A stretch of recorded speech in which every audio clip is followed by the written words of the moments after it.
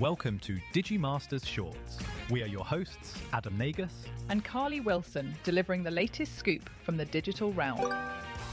Google is significantly expanding Gemini's role in the Chrome browser, making the AI easier to access and more deeply integrated with Google services.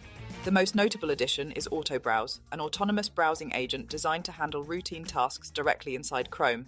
Gemini now opens by default in a split-screen side panel, giving it more space to interact with web pages while remaining visible.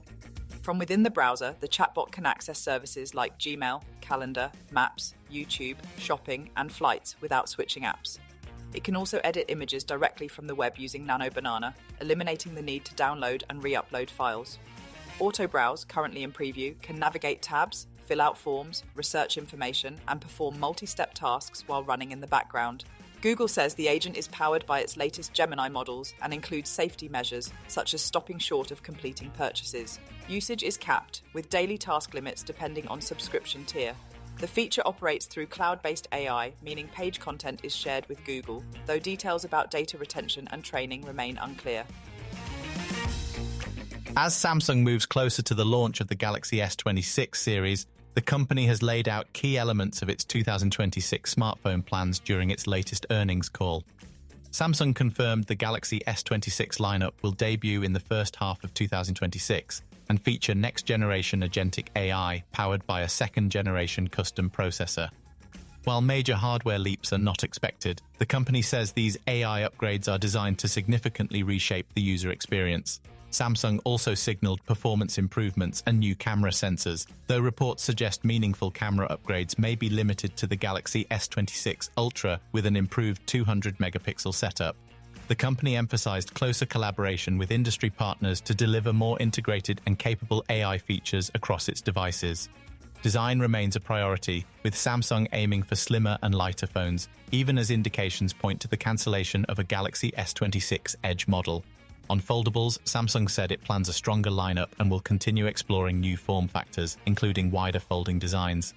Beyond smartphones, Samsung expects growth in Galaxy Watches and earbuds driven by new AI features, while slower tablet sales are expected to be offset by demand for AI-powered notebook PCs.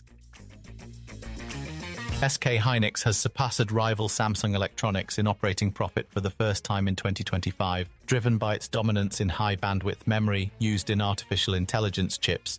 The milestone came as the two South Korean memory giants reported earnings this week, with SK Hynix posting a record 47.2 trillion won in operating profit, topping Samsung's 43.6 trillion won. The result highlights SK Hynix's rise in the tech sector since its acquisition by SK Telecom in 2012 and reflects its sharp focus on memory chips, unlike Samsung's broader business portfolio.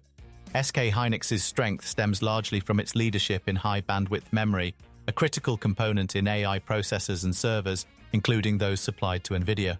Analysts describe the company as a clear winner in Asia's AI boom, citing its lead in quality, scale, and supply of memory for AI infrastructure. While Samsung reclaimed the top spot in overall memory revenue late in 2025 and reported strong profits from its memory unit, it continues to trail SK Hynix in HBM market share. Samsung is now pushing to close the gap, expanding HBM sales and planning to begin deliveries of next-generation HBM4 products this year. Even so, analysts expect SK Hynix to retain its dominant position in HBM4, with reports indicating it has secured the majority of supply orders for NVIDIA's upcoming AI products. Shares of Microsoft fell more than 5% in after-hours trading, despite the company posting stronger-than-expected earnings and revenue for its latest quarter. The sell-off appeared driven by concerns over slower momentum in Azure, where cloud revenue grew 39%, slightly down from the prior quarter, even though it topped expectations.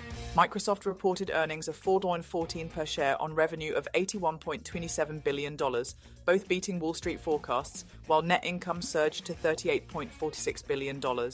Investors focused instead on a declining gross margin and the company's growing reliance on OpenAI, which now represents about 45% of Microsoft's massive $625 billion backlog. Analysts warned that uncertainty around OpenAI's future finances and rising competition in artificial intelligence are weighing on market sentiment. Those worries are compounded by a 66% jump in capital spending as Microsoft races to expand data center capacity to meet AI demand. Other business lines were mixed, with strong growth in Office and LinkedIn offset by weaker results in Windows and gaming. The after-hours drop leaves Microsoft shares down about 11% over the past 3 months, even as the broader market has edged higher.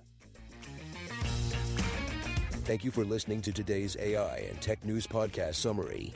Please do leave us a comment, and for additional feedback, please email us at podcast@digimasters.co.uk.